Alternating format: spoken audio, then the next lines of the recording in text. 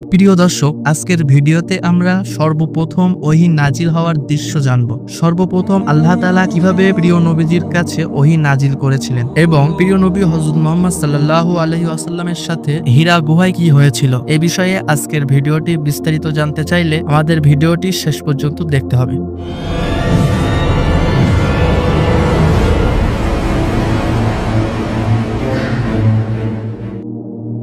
আসসালামু আলাইকুম ওয়া রাহমাতুল্লাহি ওয়া বারাকাতুহু। চলো ভাই দিনের পথে চ্যানেলে আপনাকে স্বাগতম।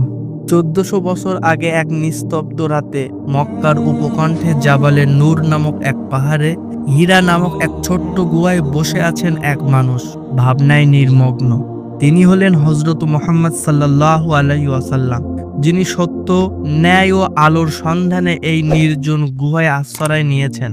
তার অন্তর কেঁপে উঠল সমাজের অন্যায় অবিচার দেখে। মুক্তি পূজা, মিথ্যা, নারী অবমাননা কেন এমন চলছে? এর সমাধান কোথায়? দেখা গেল হঠাৎ ওহী নাজিলের দৃশ্য।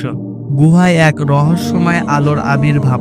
জিবরাইল আলাইহিস সালাম গভীর কণ্ঠে এসে বললেন, ইকরা, হে নবী, আপনি পড়ুন। নবীজি সাল্লাল্লাহু আলাইহি ওয়াসাল্লাম কাঁপা কাঁপা কণ্ঠে বললেন, আমি তো পড়তে জানি না।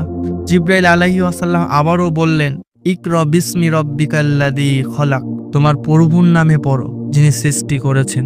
সূরা আলাক আয়াত নাম্বার 1। নবীজি সাল্লাল্লাহু আলাইহি ওয়াসাল্লাম দ্রুত পাহাড় থেকে নেমে যাচ্ছেন কাঁপুনি গায়ে। এ ছিল মানব জাতির ইতিহাসের সর্বপ্রথম ওহী।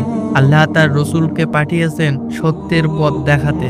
নবীজি সাল্লাল্লাহু আলাইহি ওয়াসাল্লাম ঘরে ফিরে খাদিজা রাদিয়াল্লাহু আনহুকে বললেন, আমাকে চাদর জড়িয়ে দাও, আমি ভয় পাচ্ছি। খাদিজা রাদিয়াল্লাহু আনহু বললেন, না, আপনি তো আত্মীয়তার সম্পর্ক রক্ষা করেন, গরিবের সাহায্য করেন, অতিথি আপ্যায়ন করেন।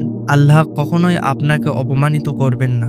হীরা গুহার সেই রাতে শুরু হয়েছিল সবচেয়ে বড় বিপ্লব। আল্লাহর বাণী পৃথিবীতে সর্বপ্রথম পৌঁছেছিল একজন নিঃস্বার্থ সৎ ধ্যানমগ্ন মানুষকে দিয়ে। আল্লাহ যেন আমাদের হীরা গুহার শিক্ষা বুঝে তার বাণীকে হৃদয়ে ধারণ করার তৌফিক দান করুন, আমিন। আজকের ভিডিওটি এ পর্যন্তই। যদি ভিডিওটি ভালো লেগে থাকে তাহলে অবশ্যই লাইক, কমেন্ট, শেয়ার করবেন এবং নিত্য নতুন ইসলামিক কন্টেন্ট পেতে আমাদের চ্যানেলটি সাবস্ক্রাইব করতে ভুলবেন না। দেখা হচ্ছে আরেকটি নতুন কোনো ভিডিওতে। ততক্ষণ পর্যন্ত সুস্থ থাকুন, ভালো থাকুন। আসসালামু আলাইকুম ওয়া রাহমাতুল্লাহি ওয়া বারাকাতুহু।